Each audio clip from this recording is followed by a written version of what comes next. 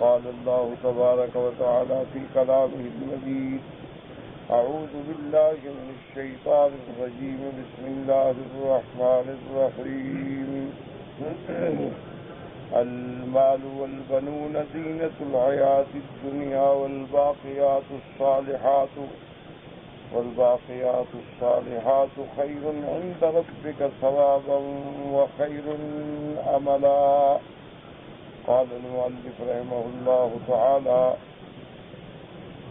أدام النفع بعلومه وعلومكم في الدارين آمين إلى أن قال. وقال مجاهد رحمه الله تعالى: الباقيات الصالحات سبحان الله والحمد لله ولا إله إلا الله والله أكبر. اب مفسر رحمۃ اللہ علیہ باقیات الصالحات کی تفسیر میں احادیث و آثار ذکر فرما رہے ہیں کہ جو چیزیں بہتر بھی ہیں اور باقی رہنے والی ہیں ان سے کیا مراد ہے. تو اب حضرت مجاہد فرماتے ہیں کہ سبحان اللہ، یہ اللہ کا ذکر جو ہے یہ باقیات الصالحات، یہی ذکر اللہ جو ہے قائم رہے گا، باقی رہے گا، اور اس کا اجر عظیم جو ہے وہ ثابت و دائم رہے گا اللہ کی رحمت سے. باقی مال اولاد دنیا زینت یہ سب فنا ہونے والی چیزیں ہیں.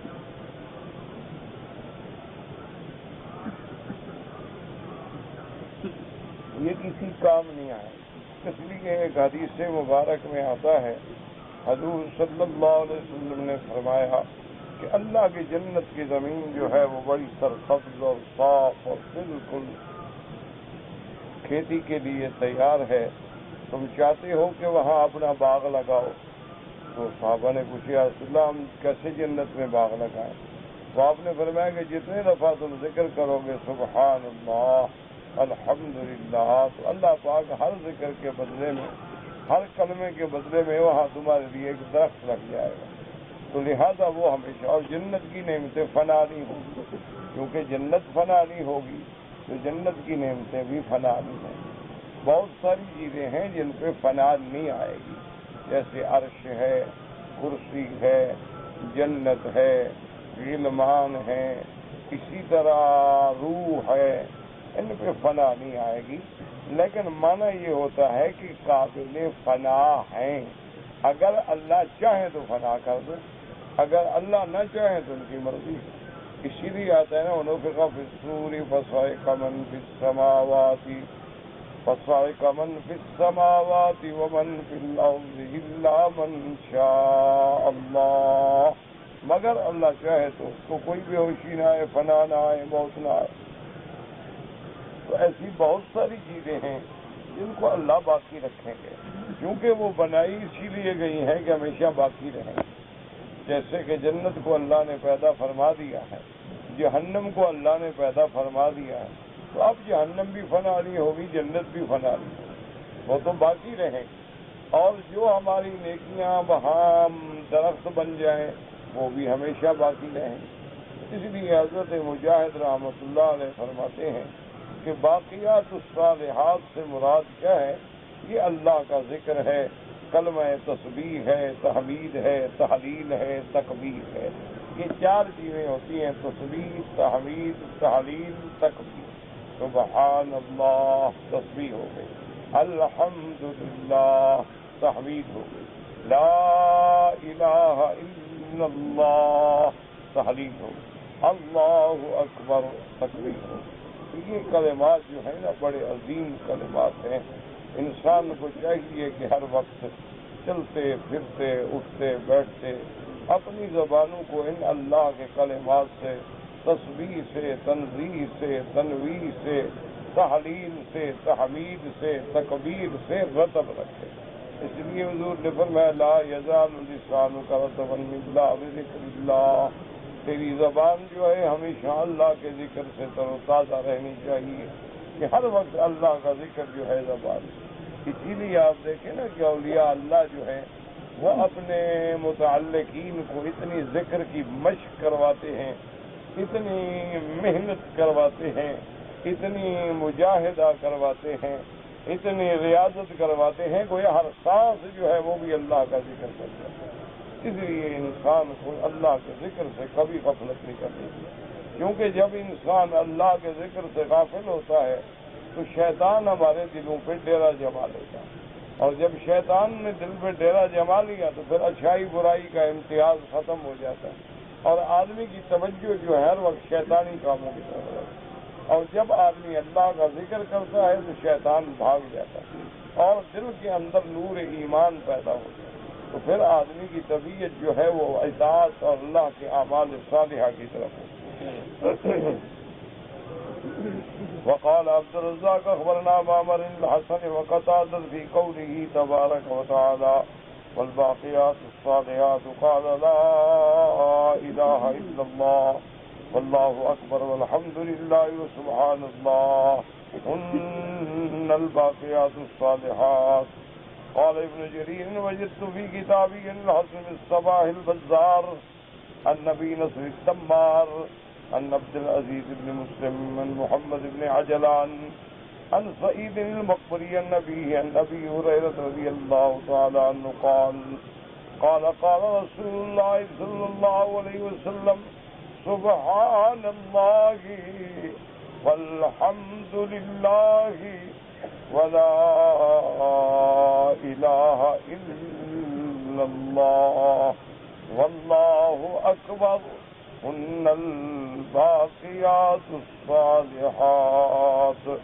اب مفسر رحمۃ اللہ علیہ فرماتے ہیں کہ ابن جریر رحمۃ اللہ علیہ نے لکھا کہ میں نے اپنی کتاب کے اندر اس سند کے ساتھ اس روایت میں حضرت ابی ہریرہ رضی اللہ تعالیٰ عنہ سے یہ بات سنی کہ انہوں نے فرمایا کہ حضور نے فرمایا ہے کہ سبحان اللہ والحمد للہ ولا الہ الا اللہ واللہ اکبر، یہی باقیات ہیں. لیکن یاد رکھیں کہ اگر تفسیر میں حدیث رسول مل جائے تو اس کے بعد پھر اور کسی قول کی ضرورت ہی نہیں ہے.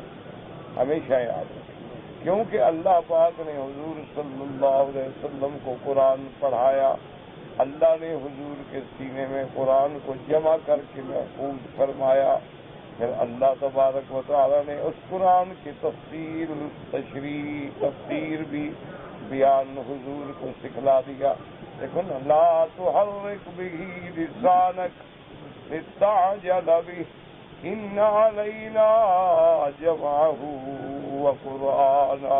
قرآن کا جمع کرنا اور پڑھانا یہ الفاظ مراد ہے کہ ہم آپ کو قرآن پڑھا بھی دیں گے، آپ کے سینے میں جمع بھی کریں گے. فَإِذَا قَرَأْنَاهُ فَاتَّبِعْ قُرْآنَهُ، جب ہم آپ کو پڑھا دیں تو آپ اس کے بعد اس کی تلاوت فرمائیں. اس سے مراد بھی الفاظ ہیں، کیونکہ تلاوت الفاظ کی ہوتی ہے. اب اس کے بعد معانی کے بارے میں فرما دیا ثُمَّ إِنَّ عَلَيْنَا بَيَانًا، کہ میرے محبوب پھر اس قرآن کے الفاظ کے جو معنی ہیں وہ بھی ہم آپ کو پڑھا دیں.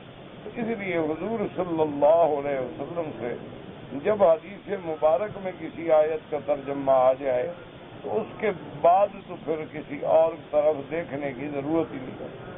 لیکن مشکل یہ ہو گئی ہے، اللہ معاف فرمائے، کہ ابتدائے آفرینش سے لے کر خیر القرون کے دور کے بعد ایسے ایسے عظیم فتنے اٹھے کہ انہوں نے جیسے زرتشت تھے، مجوسی تھے، مزدک تھے، فارس تھے، روافض تھے، خوارج تھے، ان لوگوں نے پھر نعوذ باللہ اسلام سے دشمنی یہ کی کہ مسلمان بن کے اور جھوٹی حدیثیں، جھوٹے آثار، جھوٹے اقوال کتابوں میں داخل کریں.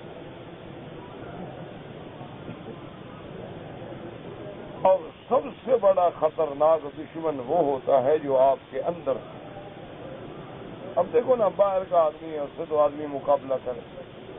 مسلمان ہے، نماز پڑھتا ہے، مسجد میں کٹھے آتا ہے، کٹھے بیٹھتا ہے، کٹھے تفسیر پڑھتا ہے، مجھے کیا پتا آپ کے دل میں کیا ہے. ان لوگوں نے بڑا ظلم کیا، اتنی موضوع حدیثیں بنائی گئیں، اتنی جھوٹ بولے گئے کہ آدمی تصور نہیں کر سکتا۔ ایک تھا ابن ابی الاوجاع، اس کو سزائے موت کا حکم ہوا، تو جب اس کو پھانسی پر لے جا رہے تھے تو اس سے پوچھا کہ یار تم نے کتنی حدیثیں بنائی؟ 4000 حدیثیں تو میں نے جھوٹی صرف حلت و حرمت کے بارے میں بنائی،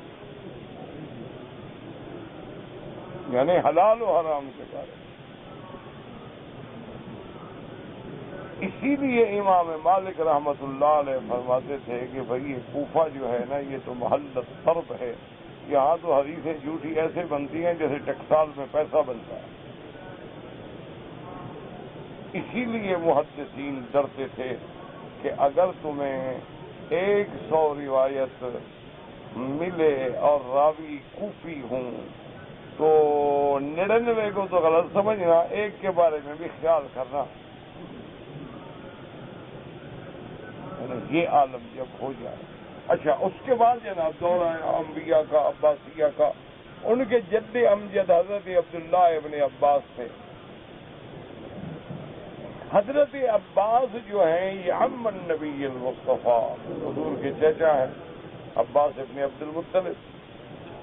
حضرت عبداللہ جو ہیں وہ ابن عباس کے بیٹے ہیں، حبر المفسرین رضی اللہ تعالی عنہ وارضاہ۔ تو اب لوگوں نے حضرت عباس کے نام سے عباسی خلفاء کو دھوکہ دینے کے لیے جھوٹے آثار بنائے کہ یہ عبداللہ بن عباس نے فرمایا اور یہ عبداللہ بن عباس نے فرمایا، عبداللہ بن عباس کو پتہ ہی نہیں۔ اسی لیے تفسیروں میں آپ کو اگر آپ مطالعہ کریں آپ حیران ہو جائیں گے کہ ایک ہی صفحے میں آئے گا کہ حضرت عبداللہ بن عباس یہ بھی فرمایا اور یہ بھی فرمایا اور یہ بھی فرمایا، اور تینوں متناقض ہیں آپس میں۔ تو اب 3 باتیں نعوذ باللہ ایک دوسرے سے متناقض تو نہیں کہہ سکتے، تو یہ تھا اور ظلم۔ اچھا پھر لوگ پیدا ہوئے جن کو آپ صوفیہ کہتے ہیں، انہوں نے محبت میں غلو میں آ کر ایسے اقوال اور ایسی روایات بنائی کہ انہوں نے اور بیڑا غرق کر دیا۔ اس لیے قرآن اور حدیث کا سمجھنا اور اس پہ قائم رہنا، اللہ سے دعا مانگا کریں، اور سب سے پہلے قرآن کو قرآن سے سمجھا کریں، اور قرآن پاک کو ان حدیثوں سے جو صحیح احادیث مبارک ہیں۔ اس لیے اللہ محدثین پہ کروڑوں رحمتیں فرمائے کہ انہوں نے سیاستہ کا ایک کتب کا مجموعہ ہمیں دے دیا کہ ہم اب تحقیق میں جانے کی ضرورت ہی نہیں پڑتی، ہم کہہ دیتے ہیں ابھی بخاری شریف میں، مسلم میں، سنن نسائی میں، ابن ماجہ میں، وہ تحقیق کر چکے۔ اسی لیے جب استنباطات کا دور آتا ہے تو فوراً ہم کہہ دیتے ہیں بھئی امام ابو حنیفہ یہ کہتے ہیں، امام شافعی یہ کہتے ہیں، امام مالک یہ کہتے ہیں، السلام علیکم، کیونکہ جتنی محنت وہ کر چکے ہیں اس کا ہم تصور بھی نہیں کرتے۔ اچھا اور خدا کی شان دیکھیں، اگر آپ غور کریں اس مسئلے میں تو خیر ایک ادنا طالب العلم ہوں، میں کیا اور میری بساط کیا، ہم تو اپنے بڑوں کی باتیں نقل کرتے ہیں، ہمارا تو کچھ بھی نہیں ہوتا، زبان ہم مارتے رہتے ہیں، باتیں تو بڑوں کی ہوتی ہیں۔ تو بات اگر غور کریں نا جی کہ اللہ نے حضور کی حدیث کا کام جو لینا تھا کہ حدیث کے بغیر قرآن سمجھ نہیں آتا، تو ایسے ایسے لوگ پیدا کیے جن کو 3 لاکھ 2 لاکھ 1 لاکھ حدیث سند کے ساتھ یاد، ایسے حافظ دیے۔ امام ابی داؤد رحمت اللہ علیہ کے بیٹے جب آئے بغداد میں، لوگوں کو پتہ چلا کہ محدث عظیم ابی داؤد کا بیٹا آیا ہے، تو لوگ امٹ پڑے زیارت کے لیے۔ اتنا لوگ جمع ہوئے کہ جامع بھر گئی، سڑکیں بھر گئیں، لوگ زیارت کے لیے آئے۔ انہوں نے کہا حضرت مہربانی کریں کچھ حدیثیں سنا دیں، ہم اسی لیے تو حاضر ہوئے۔ انہوں نے کہا میرے ساتھ کتاب نہیں ہے تو کل پہ رکھ لیں.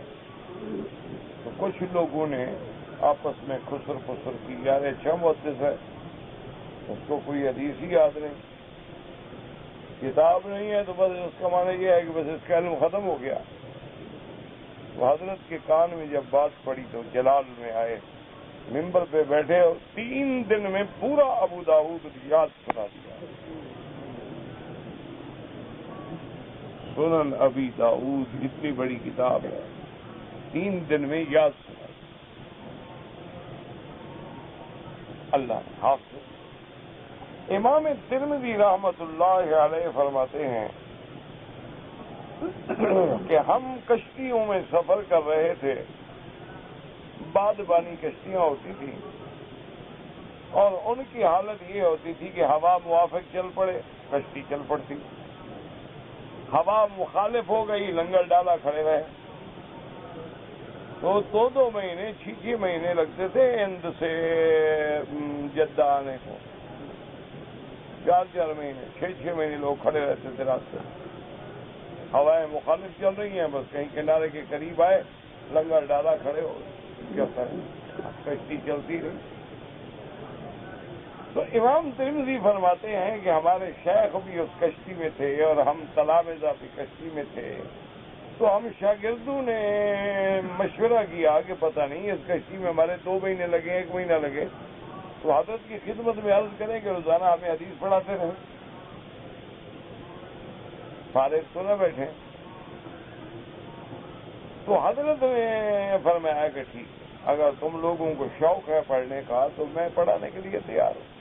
وقت مقرر ہو گیا، لیکن انہوں نے حکم دیا کہ میرے درس میں صرف وہ طالب بیٹھیں گے کہ جو حدیث میں پڑھاؤں گا وہ ضبط تحریر میں لائیں گے اور لکھیں گے، جن کے پاس یہ انتظام نہ ہو وہ نہ بیٹھے.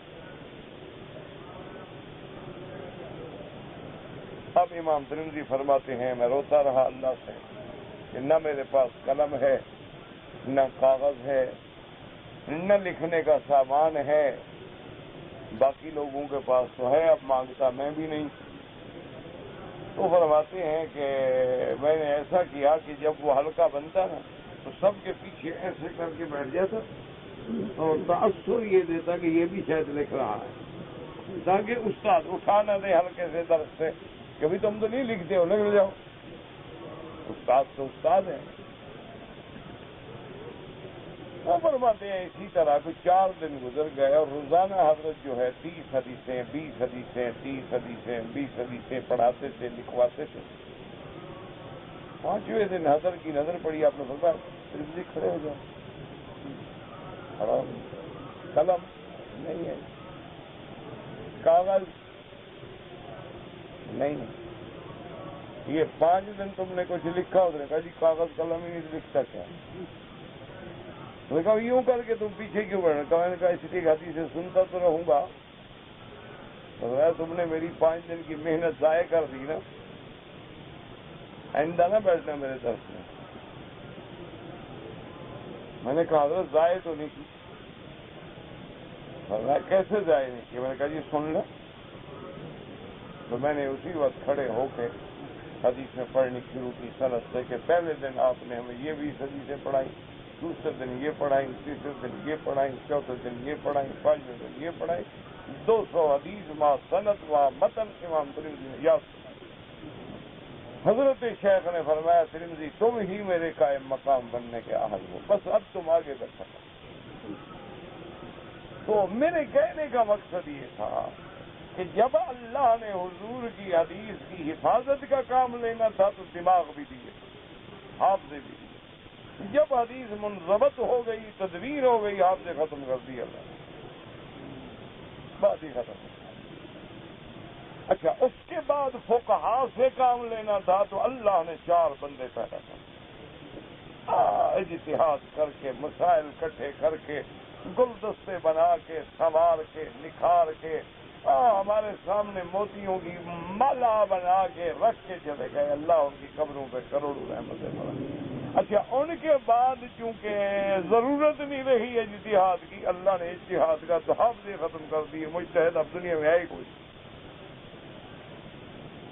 اب کون اجتہاد؟ ضرورت نہیں، انشاءاللہ ہر مسئلہ تقریباً قیامت تک حل ہے۔ یہ اللہ کی حکمت۔ اس لیے قرآن اور حدیث کو سمجھنے کے لیے بہت بڑی محنت کی ضرورت ہوتی ہے، بہت بڑے علم کی ضرورت ہوتی ہے، مطالعے کی ضرورت ہوتی ہے کہ کون سی حدیث جو ہے قرآن کی موافقت میں ہے، مخالفت میں ہے۔ قرآن کی حدیث مخالف کیسے بن سکتی ہے؟ تو صاف بات ہے کہ یہ وضع کی گئی ہے۔ اس میں کون سا راوی ایسا ہے جو وضاح ہے، جو کذاب ہے، جو دجال ہے؟ کون سا راوی ایسا ہے اس کے اندر جس نے جھوٹی روایات گڑھی ہیں؟ اس کے لیے بہت بڑے علم کی ضرورت ہوتی ہے۔ اور لوگوں نے تو یہ سمجھا ہے جی ہم اردو پڑھے ہوئے ہیں، ہم بھی مفسر ہیں۔ بڑے اردو کے پروفیسروں نے قرآن کے ترجمے لکھ دیے ماشاءاللہ، جن کو آج تک یہ بھی پتہ نہیں لگ سکا کہ علاقہ اور علا کا کیا فرق ہوتا ہے۔ بس اللہ کی شان ہے۔ اور آج کل پڑھانے والے میرے جیسے آ گئے بدھو، اور پڑھنے والے آپ جیسے لوگ آ گئے، بزرگ آ گئے ماشاءاللہ۔ آپ تو سمجھدار ہوں گے، بس استاد بدھو ہیں۔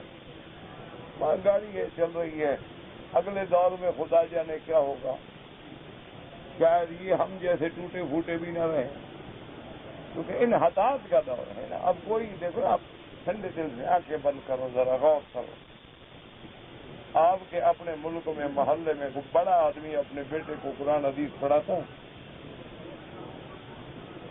ٹھنڈے دل، ناراض نہ ہو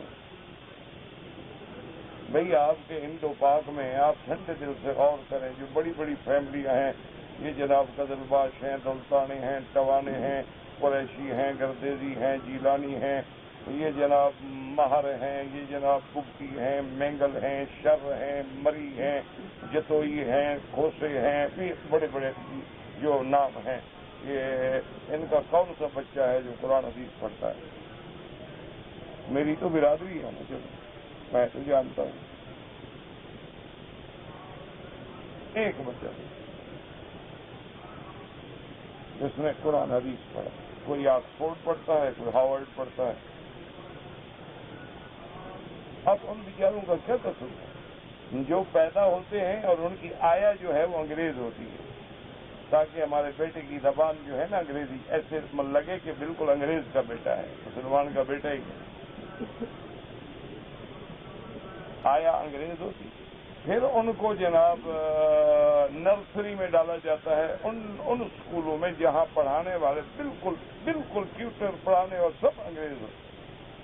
پھر وہ جناب آ جاتے ہیں اس کے اوپر کے کالجوں میں، پھر وہ سیریس باہر چلے جاتے ہیں۔ کوئی آسٹریلیا چلا گیا، کوئی ہارورڈ چلا گیا، کوئی آکسفورڈ چلا گیا، کوئی کیلیفورنیا چلا گیا، فونکس چلا گیا، بڑی بڑی یونیورسٹیوں میں چلا گیا، اور جہاں شیطان ننگا ناچتا ہے، اور جہاں الگ سے لے کر یہ تک بریف کیا جاتا ہے کہ سب سے بڑے دشمن بنو تو قرآن کے بنو، جب تک قرآن ہے تم ترقی نہیں کرو۔ ان بیچاروں کا مجھے بتاؤ قصور کیا ہے؟ جتنے تمہارے ہوتے ہیں نا 4 اسٹار اور 3 اسٹار اور 5 اسٹار، یہ جنرل کرنل اور ایڈمرل، یہ سارے باہر پڑھتے ہیں۔ بیچاروں کو قصور کیا ہے؟ انہوں نے پڑھا ہی نہیں غریبوں نے۔ ان کو اتنا پتا ہے کہ بھئی میرا باپ مسلمان تھا، تم مسلم، بس اس کے علاوہ اس کو کوئی پتہ نہیں۔ کیا کرے وہ غریب، کیا کرے؟ ہم جو کہتے ہیں وہی کوئی جی اسلام کا نہیں کرتے، وہ اسلام پڑھا ہی نہیں، غریب نے کون کرے؟ اس غریب نے اسلام پڑھا نہیں، وہ تو یہی اسلام سمجھتا ہے کہ بھی ہم آپ کو نہیں روکتے، نمازیں پڑھو، مسجدوں میں جاؤ، تہجدیں پڑھو، کبھی روکا ہے؟ حج پہ جاؤ، لاکھ دفعہ حج کرو، عمرے پہ جاؤ، عمرے کرو، کام ہے یہی اسلام ہے، بس یہی انہوں نے تو یہی اسلام سمجھا ہے۔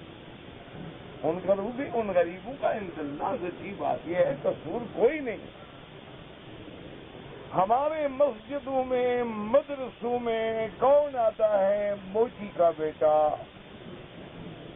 پابلی کا بیٹا، لوہار کا بیٹا، ہاری کا بیٹا، کمی کا بیٹا، غریب وہ لنگڑا اندھا لولا اپاہج، چلو جی مسجد کے مدرسے میں ڈال دو، مولوی روٹی بھی دیں گے، پڑھاتے رہیں گے، پڑھ گیا نہیں پڑھا تو کیا ہو گیا، پڑھ گیا تو چلو ماں باپ مر جائیں گے تو بعد میں دعا تو مانگ لے گا۔ یہ آئے ہمارا میٹیریل، جو ہمارے پاس مولوی بننے آتا ہے نا، یہ ہمارا میٹیریل ہے۔ جو سید ہے، افغان ہے، چودھری ہے، خان ہے، گودا ہے، سردار ہے، وڈیرا ہے، وہ اللہ کے سپرد ہے۔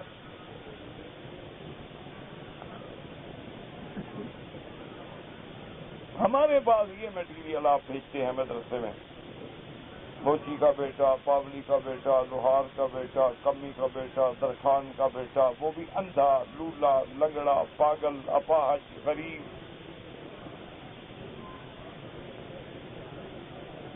بھائی صاحب میرے بچے کو پڑھا، ہاں جی مجھے پتا ہے، اور تو آنا نہیں، یہ تو نہ جانے دو۔ ہمیں بھی پتا ہوتا ہے نا بھی، اور تو آنا نہیں ہے نا، جو آ گیا ہے مال اسی کو تو نہ جانے دو نا۔ اس لیے جناب وہ لگے رہتے ہیں، کچھ 7 سال میں انشاءاللہ پہنچتا ہے دل کا رسول فضلنا تک، کوئی 9 سال کے بعد پہنچتا ہے لن تنالوا البر حتی تنفقوا مما تحبون تک،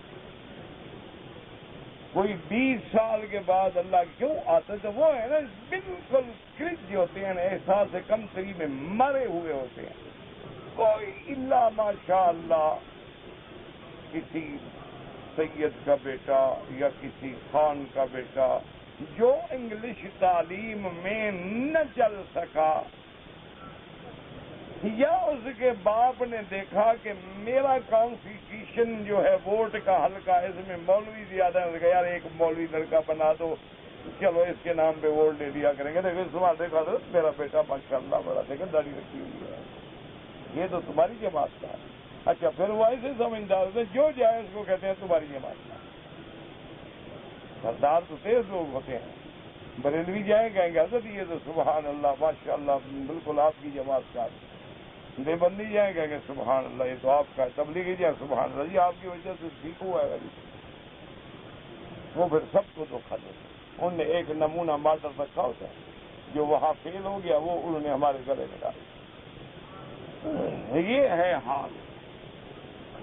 تو اس لیے قرآن پاک کو قرآن والوں سے سمجھو، جیسے کپڑا کپڑے والوں سے لیتے ہو، لوہا لوہار بناتا ہے، گاڑی جو ہے وہ میکینک ٹھیک کرتا ہے۔ اب گاڑی ٹھیک کرانی ہو تو کبھی تم اینک کی دکان پہ نہیں گئے کہ میری گاڑی خراب ہو گئی ہے ٹھیک کر دو۔ اس لیے قرآن سمجھنا ہو تو پھر اللہ والوں کے ساتھ تعلق رکھو، علماء کے ساتھ تعلق رکھو، دین والوں کے ساتھ تعلق رکھو، اور ان کو بھی جانچو پرکھو کہ واقعی یہ دین والا ہے یا فریبی فراڈی تو نہیں،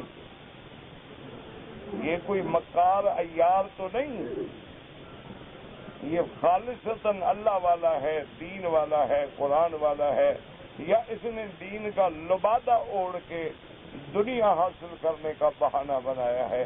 تو جب صحیح آدمی مل جائے گا تو پھر قرآن سینے میں اترتا ہے۔ اس لیے اللہ نے فرما دیا قرآن میں، اور اگر یہ حدیث مبارک صحیح ہے تو بات ہی ختم ہو گئی کہ باقیات الصالحات کی تفسیر جب حضور نے فرما دی سبحان اللہ والحمدللہ لا الہ الا اللہ اللہ اکبر، یہ کلمہ یاد کرو، یہی طواف میں پڑھو، ہر وقت پڑھو۔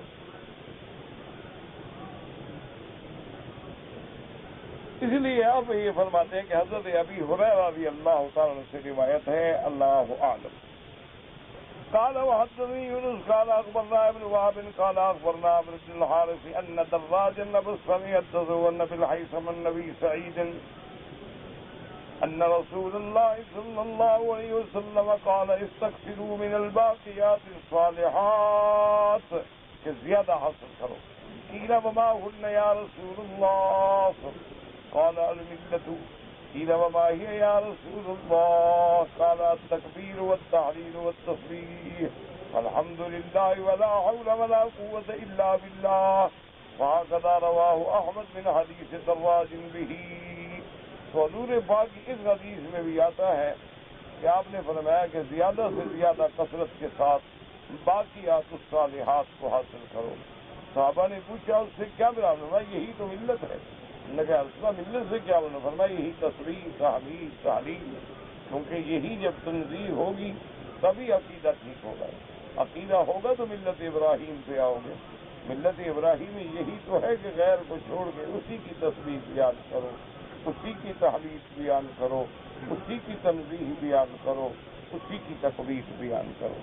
قال وهب قال اخبرني ابو صخر ان عبد الله بن عبد الرحمن مولى سالم بن عبد الله حدثه قال ارسلني سالم الى محمد بن كعب القرظي في حاجة فقال قل له القني عند زاوية القبر فإن لي إليك حاجة قال فالتقيا فسلم أحدهما على الآخر ثم قال سالم ما تعد الباقيات الصالحات فقال لا إله إلا الله والله أكبر وسبحان الله ولا حول ولا قوة إلا بالله فقال له سالم ماذا جعلت فيها لا حول ولا قوة إلا بالله قال ما زلت أجعلها قال وراجعه مرتين أو ثلاثا فلم ينزع قال فأبيت قال سالم أجل فأبيت فإن أبا أيوب الأنصاري حدثني أنه سمع رسول الله صلى الله عليه وسلم في الجنة فإن تربتها طيبة وأصوى واسعة فقلت وما غراس الجنة فقال لا حول ولا قوة إلا بالله۔ اس روایت میں آتا ہے کہ ارسلنی سالم نے مجھے بھیجا محمد ابن کعب القرظی کی خدمت میں کسی کام میں، اور فرمایا کہ قل لہ القنی عند زاویۃ القبر، کہ تم اس قبر کے پاس آ جانا، میں ملوں گا، مجھے تم سے بات کہنی۔ قال فالتقیا، دونوں کٹھے ہوئے، فسلم احدهما على الاخر، ایک دوسرے کو سلام کیا۔ ثم قال سالم نے پوچھا ما تعد الباقیات الصالحات، یہ باقیات الصالحات کے بارے میں تم کیا کہتے ہو؟ فقال لا الہ الا اللہ واللہ اکبر وسبحان اللہ ولا حول ولا قوة الا باللہ۔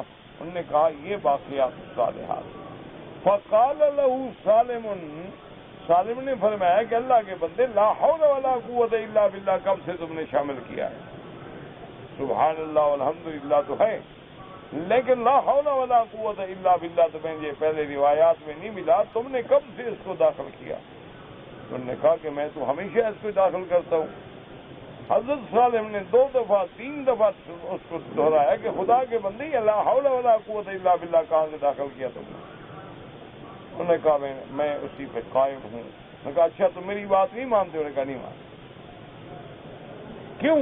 انہوں نے کہا کہ ابا ایوب الانصاری نے، جو صحابی ہیں میرے مدنی سرکار کے رضی اللہ تعالی عنہ، انہوں نے روایت کی کہ انہوں نے خود حضور صلی اللہ علیہ وسلم سے سنا، میرے محبوب دو عالم سیدنا محمد الرسول اللہ صلی اللہ علیہ وسلم نے فرمایا اُرِجَ بِی إِلَى السَّمَاءِ، جب مجھے آسمانوں میں لے گئے معراج پہ، فَرَأَيْتُ إِبْرَاهِيمَ عَلَيْهِ السَّلَامَ، میں نے حضرت ابراہیم کو دیکھا۔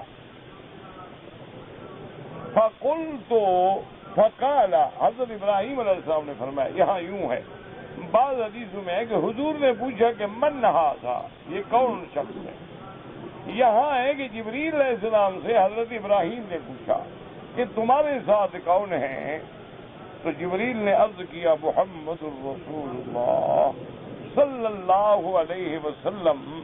تو حضرت ابراہیم خوش ہوئے، فرحب بی وسہل، مانا کیا کہ مرحبا اتیت اہلا وتیت سہلا، یہ محاورہ ہے عرب کا کہ تم اپنے گھر آئے ہو اور نرم زمین پہ آئے ہو۔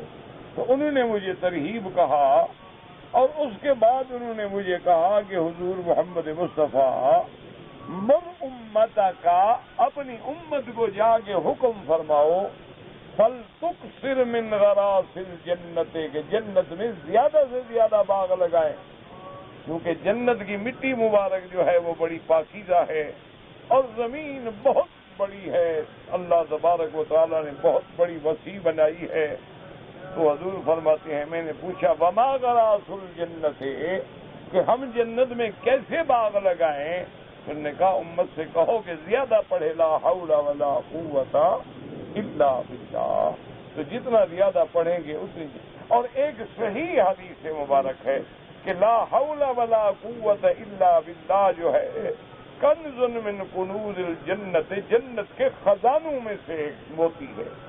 تو یہ ایک اتنی بڑی چیز ہے کہ انسان کے لیے جتنے مشکلات ہوں، جتنے ہم ہوں، جتنے غم ہوں، جتنی پریشانیاں ہوں، جتنی مخالفتیں ہوں، جتنی دشمنیاں ہوں، بس اسی کلمے پہ زور لگا دو، لا حول ولا قوت الا باللہ العلی العظیم، لا حول ولا قوت الا باللہ العلی العظیم، بس اسی پہ زور لگائیں۔ بعض روایات میں کچھ اور الفاظ بھی اس کے ساتھ ہیں، لا حول ولا قوت الا باللہ العلی العظیم، لا ملجأ ولا منجأ منہ الا الیہ، لا حول ولا قوت الا باللہ العلی العظیم۔ لیکن آپ کو جتنا یاد ہے نا اتنی بھی کوشش کریں۔ یہ جو جس کو حضور نے فرمایا ہو کہ جنت کے خزانوں میں سے ہے، اس کلمے کی کیا قیمت ہو سکتی ہے؟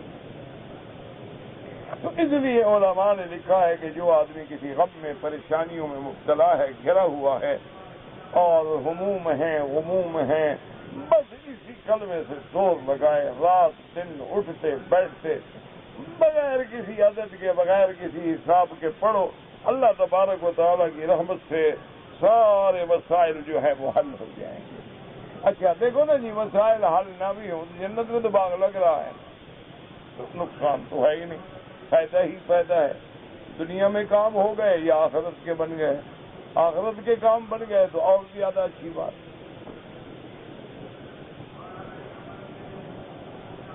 اب جناب فرماتے ہیں وقال الامام احمد حدثنا محمد بن یزید عن العوام حدثني رجل من الأنصار من آل النعمان بن بشير قال خرج علينا رسول الله صلى الله عليه وسلم في المسجد بعد صلاة العشاء فرفع بصره في السماء ثم خفض حتى ظننا أنه قد حدث في السماء شيء ثم قال ما أنه سيكون بعد يمران يكذبون ويضربون ومن صدقهم بكذبهم وما لهم على ظلمهم فليس مني ولست منه ومن لم يصدقهم بكذبهم ولم يمالهم على ظلمهم فهو مني وأنا منه ألا وإن سبحان الله والحمد لله ولا إله إلا الله والله أكبر هن الباقيات الصالحات۔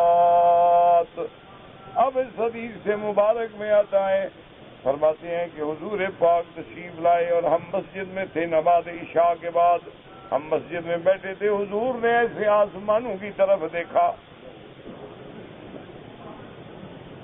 صحابی فرماتے ہیں کہ ہم ڈر گئے، حتی ظننا، ہم نے گمان کیا، خیال کیا کہ کوئی حادثہ، کوئی چیز پیش آ گئی کہ حضور آسمان کی طرف دیکھ رہے ہیں۔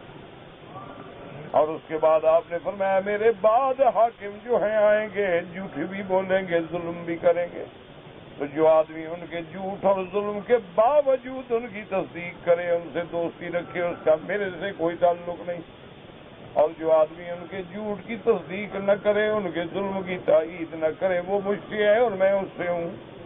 فرمایا الا وان سبحان اللہ والحمد للہ ولا الہ الا اللہ واللہ اکبر ہن الباقیات الصالحات۔ اس میں لا حول ولا قوت الا باللہ کا ذکر نہیں۔ وقال الامام احمد حدثنا عفان قال حدثنا عبان قال حدثنا يحيى بن كثير عن زيد النبي صلى الله عليه وسلم عن مولى لرسول الله صلى الله عليه وسلم رسول الله قال بخ لخمس ما أثقلهن في الميزان لا الہ الا اللہ واللہ اکبر سبحان اللہ والحمد للہ والولد الصالح يتوفی فيحتسبه والده وقال بخل لخمس من لقي الله مستيقنا بهن دخل الجنة يؤمن بالله واليوم الآخر والجنة والنار البعض بعد الموت والحساب. حضرت حضور پاک کے غلام سے روایت ہے، حضور نے فرمایا بخن بخن واہ واہ واہ واہ، یہ کلمہ تعریف ہے.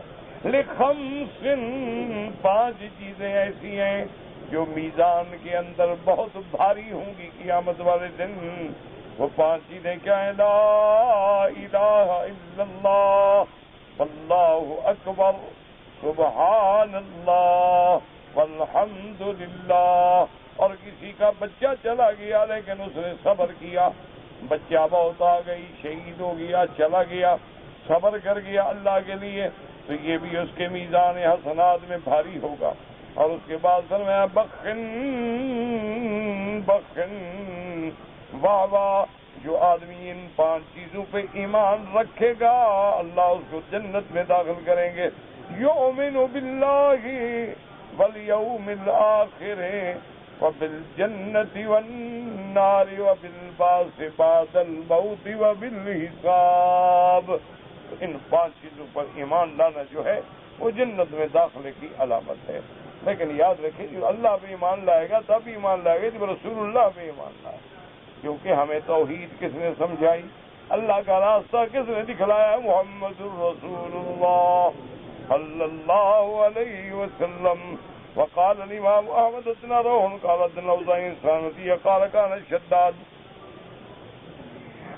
كان شداد بن اوس رضی اللہ عنہ فی سفر، آپ سفر میں تھے، فنزل منزلا فقال لغلامه ائتنا بالشفرة نعبس بها فانكرت عليه فقال ما تكلمت الا ونختما وأعظمها غير كلمتي هذه فلا تحفظوها لي وأحفظوا ما أقول لكم.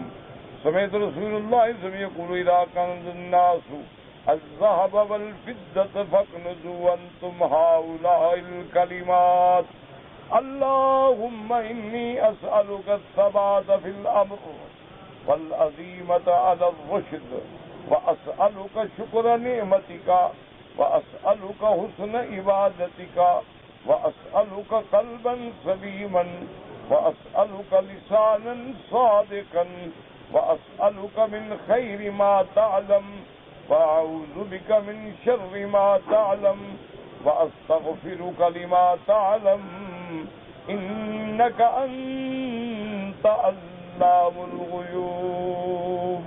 اب فرماتی ہیں کہ نظر من فقال غلامه، انہوں نے اپنے غلام سے کہا ائتنا بالشفرۃ نعبس بها. شفرہ انہیں کھیل ہوتی ہے جیسے آپ لڈو وڈو کھیلتے ہیں نا، اس کے لیے وہ کھیلتی ہیں. فانکرت علیہ فقال ما تکلمت بکلمۃ، میں نے کبھی اپنی زبان سے کلمہ نہیں نکالا جب سے اسلام لایا ہوں، مگر میں نے اس کو باقاعدہ نکیل ڈالی، اس کو مہار ڈالی، یعنی باقاعدہ سوچ سمجھ کے کلمہ نکال.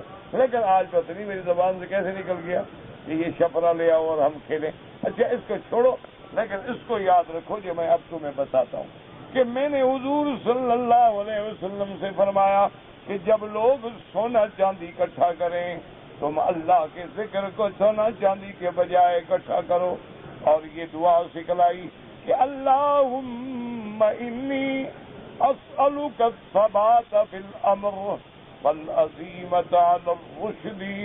یا اللہ ہمیں اپنے دین اسلام پہ ثابت قدم فرما، یا اللہ ہمیں رشد و ہدایت پہ ہمت و قوت عطا فرما. واسألک شکر نعمتک، اپنی نعمتوں پہ شکر کی توفیق عطا فرما. واسألک حسن عبادتک، اپنی عبادت کو صحیح انداز میں کرنے کی توفیق عطا فرما. اسألک قلبا سلیما، یا اللہ ہمارا دل جو ہے ہمیں دل ایسا سلیم دل عطا فرما جس کے تیرے ذکر کے سوا اس میں کچھ نہ ہو. واسألک لسانا صادقا، اور سچی زبان عطا فرما. واسألک من خیر ما تعلم، بہتر چیزیں عطا فرما، وَأَعُوذُ بِكَ مِن شَرِّ مَا تَعْلَمُ، اور جو شر ہے اس سے پناہ عطا فرما، وَأَسْتَغْفِرُكَ لِمَا تَعْلَمُ، اور یا اللہ میں گناہوں کی معافی مانگتا ہوں جو آپ جانتے ہیں مجھ سے غلطیاں ہوئی، إِنَّكَ أَنْتَ عَلَّامُ الْغُيُوبِ، کیونکہ ہر غیب کے جاننے والے آپ ہیں۔ رواه أيضا النسائي وقال الطبراني حدثنا عبد الله بن علي حدثنا محمد بن صادق وفي قال حدثني أبي قال حدثنا عمر بن الحسين عن يونس بن الجدلي عن سعد بن جنادة رضي الله تعالى عنه قال كنت في أول من أتى النبي صلى الله عليه وسلم طائف، فرماتی ہیں کہ طائف والوں میں سب سے پہلے میں حضور کی خدمت میں آیا، فقط من میں طائف کی بلندی والے حصے سے، اوپر والے حصے سے آیا صبح، فأتيت من عند العصر، میں عصر کو پہنچا، فتصاعدت في الجبل ثم هبطت، میں پہاڑ پہ چڑھا پھر اترا، فأتيت النبي صلی اللہ علیہ وسلم فأسلمت، حضور کی خدمت میں آ کر میں نے اسلام قبول کیا، وعلمنی، حضور نے مجھے یہ سورت پڑھائی، قل هو اللہ احد اذا زلزلت، یہ تو سورتیں حضور نے پڑھائی، وعلمنی هؤلاء الکلمات، اور حضور نے یہ کلمات بھی مجھے سکھلائے، سبحان اللہ والحمد للہ ولا الہ الا اللہ واللہ اکبر، وقالهن الباقیات الصالحات،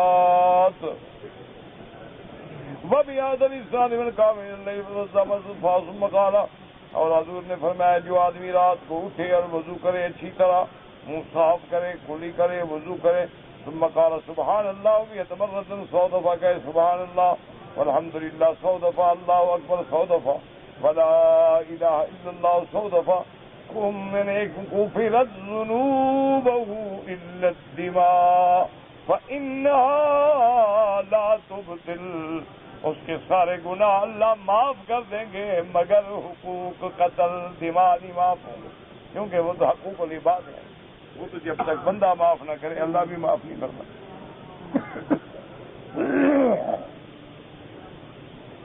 وقال علی بن طلحہ بعد قول الباقیات الصالحات اللہ قول لا الہ الا اللہ واللہ اکبر سبحان اللہ والحمد للہ تبارک اللہ ولا حول ولا قوة الا باللہ واستغفر اللہ وصلی اللہ علی رسول اللہ والصیام والصلاۃ والحج والصدقہ والعتق والجہاد والصلہ وجميع اعمال الاسناد من الباقیات الصالحات التي تقال علیها بالجنة ما دامت السماوات والارض۔ اب مفسر رحمۃ اللہ علیہ فرماتے ہیں کہ اللہ کا ذکر ہے، لا الہ الا اللہ اکبر سبحان اللہ الحمدللہ تبارک اللہ لا حول ولا قوة الا باللہ استغفر اللہ صلی اللہ علی رسول اللہ، یعنی درود شریف، روزہ، نماز، حج، صدقہ، غلاموں کو آزاد کرنا، جہاد کرنا، صلہ رحمی، تمام اعمال حسنات جو ہیں یہ باقی رہنے والے ہیں جنت میں، یہ اعمال صالحہ جو بھی ہیں سب باقیات۔ عن ابن عباس الکلام الطیب وقال عبد الرحمن سمعی الاعمال الصالحہ اللہ، تمام اعمال صالحہ جو ہیں سارے وہ باقیات الصالحات میں ہیں۔ دعا کریں اللہ ہمیں اعمال صالحہ کی توفیق دے اور اعمال شر سے محفوظ فرمائے۔ کہتے ہیں جی کہ عورتوں کے دین کے معاملے میں بہت غفلت برتی جاتی ہے، واقعی یہ بہت بڑی غفلت ہے۔ تمام مسلمانوں کو چاہیے کہ اپنے دین کے ساتھ اپنے گھر والوں کا بھی فکر کریں۔ خیرکم لأہلہ، سب سے اچھا وہ ہوتا ہے جو اپنے گھر والوں کے لیے اچھا ہو، تو آپ ان کو دین کی کتابیں پڑھائیں، چھوٹی چھوٹی کتابیں دے دیں دین کی، جیسے مثلا تقویت الایمان ہے، اسی طرح تعلیمات ہیں، اسی طرح بہشتی زیور ہے، اور کتابیں ہیں جو بھی ہیں، مقصد ہے جن میں دین جو ہے بچوں کو آئے، اور روزانہ بیٹھ کے تھوڑا سا ایک ایک صفحہ پڑھا دیا، سن لیا، سنا لیا۔ اب تو اور بھی کتابیں ماشاءاللہ بہت آ گئی۔ مدینہ منورہ جانے کے لیے 2 طریقے ہیں عرب میں، یا تو وہ عشاء کی نماز پڑھ کے فوراً روانہ ہو جاتے ہیں تاکہ صبح کی نماز مدینے میں مل جائے، اور کوئی نماز حرمین سے نہ رہ جائے، یا پھر صبح کی نماز کا سلام پھیرتے ہی گاڑی میں بیٹھ جاتے ہیں کہ ظہر مدینے میں مل جائے۔ ان دو طریقوں سے فائدہ یہ ہوتا ہے کہ آدمی کی جماعت جو ہے اس حرم میں نہ صحیح تو اس حرم میں مل گئی۔ بالکل جی، آپ کراچی میں جب جاتے ہیں تو آپ میرے سلام بالکل عرض کریں۔ یہ تمام حضرات جو ہیں جن کا نام آپ نے لکھا ہے ہمارے بزرگ ہیں، ہمارے لیے واجب الاحترام ہیں، اور ہمیں ان سے اللہ کے لیے محبت ہے، اور محبت ہوتی بھی وہی ہے جو اللہ کے لیے۔ من احب للہ وابغض للہ اعطى للہ ومنع للہ فقد استکمل الایمان۔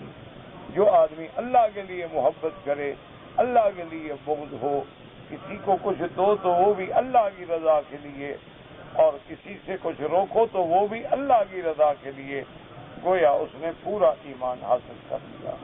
تو آپ کی بڑی مہربانی ہوگی کہ اگر آپ میرے سلام عرض کریں گے انشاءاللہ۔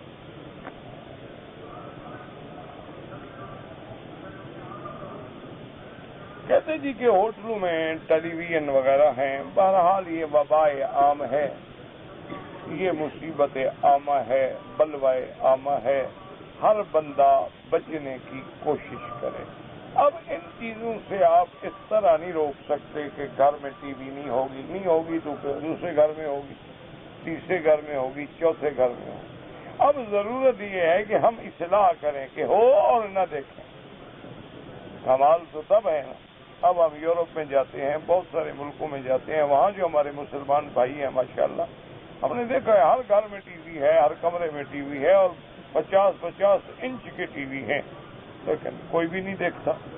بس انہوں نے ایک رواج ہے رکھا ہوا ہے کہ موسم کا حالات کا پتہ کرنا ہوتا ہے، سفر پہ نکلو تو وہاں ٹی وی پہ موسم آتا رہتا ہے کہ کل کا ویدر کیسے ہوگا، بارش کیسے ہوگی، کون سی سڑک کھلے گی، کون سی بند ہوگی، وہ دیکھنا ہوتا ہے۔ یا اخبار ضروری آ گئی، کوئی خبر آ گئی، ایمرجنسی سننی آ گئی، ورنہ پڑے ہیں دیکھتے نہیں، کیونکہ انہوں نے اپنے بچوں کو، اپنے گھر کو ایسا دین کی طرف لگا دیا ہے کہ وہ یہ تمنا ہی نہیں کرتے، وہ یہ خواہش ہی نہیں کرتے۔ ان کو بالکل بچپن سے انہوں نے 4 سال سے جو انگلی پکڑی ہے نا جی، مسجد دکھائی ہے اور ٹوپی پہنائی ہے اور رومال بندھوایا ہے اور جناب تعلیم دی ہے، اور مدرسے پہنچاتے ہیں، لے آتے ہیں، چھوڑتے ہیں، اور ہر لحاظ سے کھیلنا ہے تو باپ کہتے ہیں چلو بیٹا میں تمہارے ساتھ، چلو اکٹھے کھیلتے ہیں، جو تم کھیلنا چاہتے ہو میں تمہارے ساتھ کھیلتا ہوں۔ تو ان کو گیم بھی کھلاتے ہیں، وہ گیمیں جو چیزیں شریعت میں مضر نہ ہوں، واک کراتے ہیں، بیویوں کے ساتھ جاتے ہیں، پردہ ہے باقاعدہ، بیوی ساتھ ہے، خامن ساتھ ہے، واک کر رہے ہیں، سیر کر رہے ہیں، اچھی بات ہے کہ ان کا بھی تو حق ہے نا، یہ تو نہیں وہ قیدی ہیں کہ ان کو کمرے میں بند کر کے بٹھا دو۔ مانا تو یہ ہے کہ بے حیائی نہ ہو، فیشن نہ ہو، ریانی نہ ہو، تمہاری بیوی کو لوگ نہ دیکھیں، اللہ نے تمہارے لیے بنائی ہے، لوگوں کے لیے تو نہیں بنائی۔ تو اگر عزت ہو، حفاظت ہو، اپنی گاڑی میں بیٹھیں، لانگ ڈرائیو پہ نکل جائیں، ہنسیں کھیلیں، تو بڑی اچھی بات ہے۔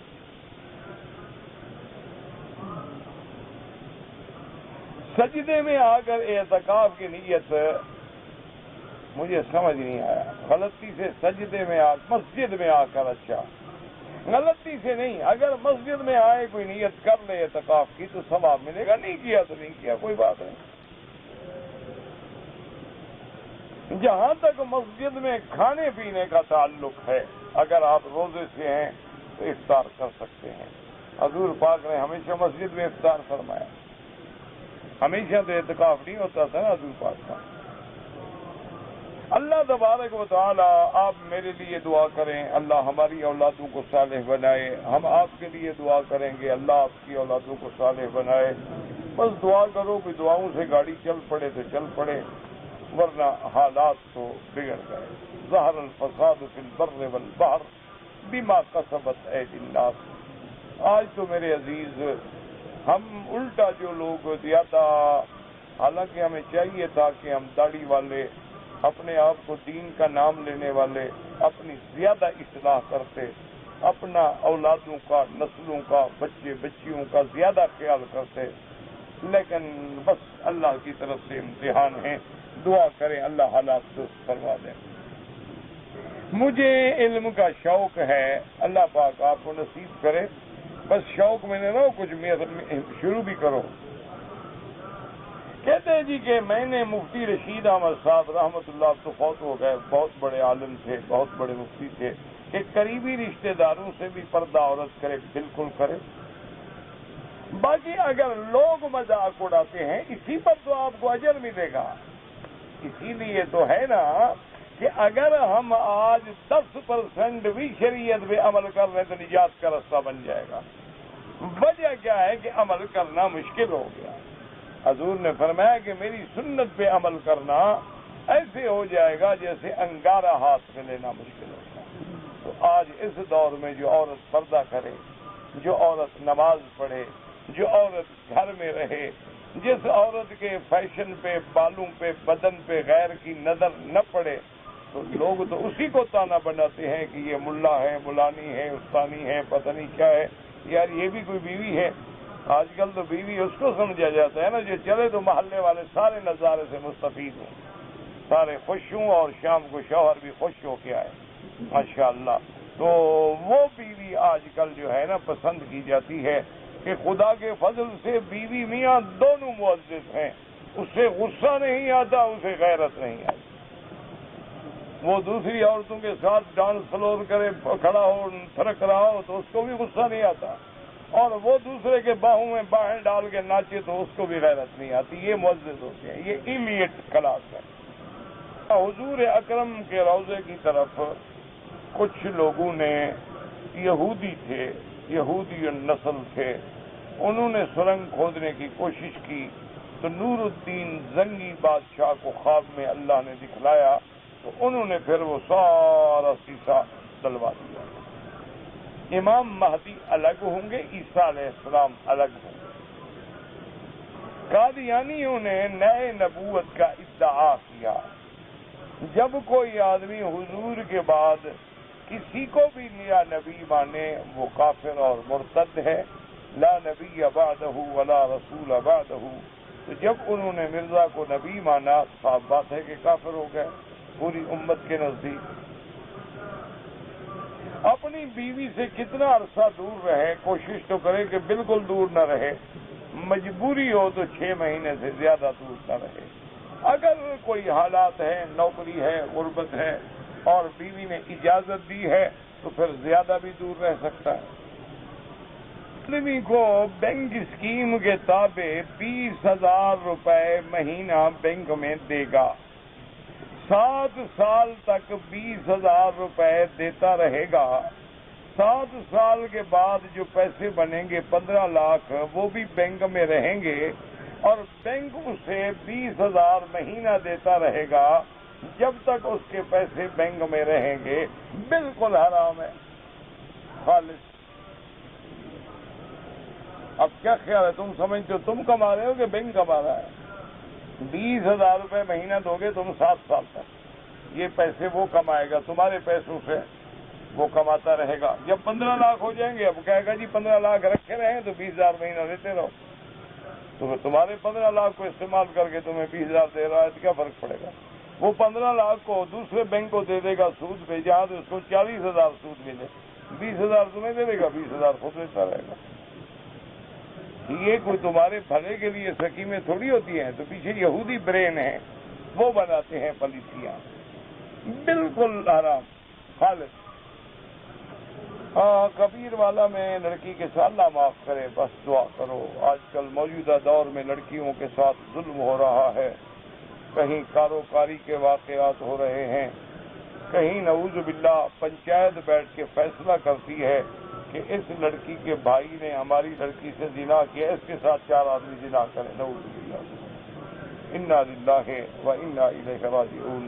وہ اللہ کے غضب کو دعوت دیتے ہیں، اللہ کے قہر کو دعوت دیتے ہیں۔ اللہ، اس لڑکی کا کیا قصور ہے بھئی؟ اگر اس کے بھائی نے گناہ کیا ہے تو بھائی کی سزا یہ تو نہیں کہ بہن کو دی جائے، اور پنچایت فیصلہ کرے، ان کے ساتھ زبردستی زنا ہو، زنا اندر ہو رہا ہے، باہر لوگ کھڑے ہیں۔ انا للہ و انا الیہ راجعون۔ بس غیرت نام ہے جس کا گئی تیمور کے گھر سے۔ دعا کریں اللہ پاک رحمت کرے۔ اللہ کے نبی کے ساتھ یا رسول اللہ حرف ندا لگانا اور پکارنا جو ہے وہ منع ہے۔ حرف ندا اللہ کے ذات کے لیے مخصوص ہوتا ہے۔ حضور کا سایہ مبارک تھا، بالکل تھا، یہ آپ کو کس نے کہا کہ نہیں تھا؟ بعض لوگ اکٹھے بیٹھتے ذکر کرتے ہیں، بھئی اللہ کا ذکر جس حال میں بھی کرو، کوئی مسئلہ نہیں۔ جو لوگ بکرا منڈی میں بکرے ذبح کرتے ہیں، اگر ہم دم کا گوشت ان کو دے دیں، میرے بھائی ان کو کیوں دے دو؟ باہر غریب کھڑے ہوتے ہیں، ان کو تقسیم کر دو، وہ تو ویسے وہاں مزدور ہیں، ہاں وہ بھی غریب ہیں، اگر چاہیں تو دے سکتے ہیں آپ 750، لیکن وہ لوگ بڑے سمجھدار ہیں، وہ آپ سے انشاءاللہ لے کے وہی بکرا پھر 50 ریال کا بیچ دیتے ہیں۔ اس لیے غریبوں کو تقسیم کریں آپ۔ مسلمان بڑا فنکار ہے نا جی، یہ دم بیچتا ہے، بکرے بیچتا ہے، حاجی بیچتا ہے۔ اگر کسی مسکین آدمی پہ دم پڑ گیا، اب وہ دم کا بکرا خود کھا سکتا ہے؟ نہیں کھا سکتا، غریب ہے، دم نہ دے، روزے رکھ لے، ضروری دم دینی ہے۔ تحیت المسجد جو ہے، جمعہ کے دن جب آئیں اور سورج ڈھل جائے پڑھ سکتے ہیں، بالکل پڑھ سکتے ہیں۔ کالی مہندی خالص نہ لگائیں، اس میں کچھ ملا دیں لال، تھوڑا سا رنگ تبدیل ہو جائے بس، ورنہ بعض تابعین تو خالص کالی بھی لگاتے تھے، لیکن بہتر یہی ہے، علماء کہتے ہیں کہ خالص کالی نہ ہو، یعنی کالی اور لال کو ملا دیں، یا کالی اور وہ جو آتا ہے نا بسمہ، اس کو ملا دیں، کچھ نیلا سا رنگ ہو جائے گا، وہ بالکل جائز ہے انشاءاللہ۔ میں پاکستان سے عمرے کے لیے آیا، احرام جدے سے باندھا، بالکل دم پڑ گئی۔ مدینہ منورہ سے جائیں واپسی پہ بھی عمرہ کریں،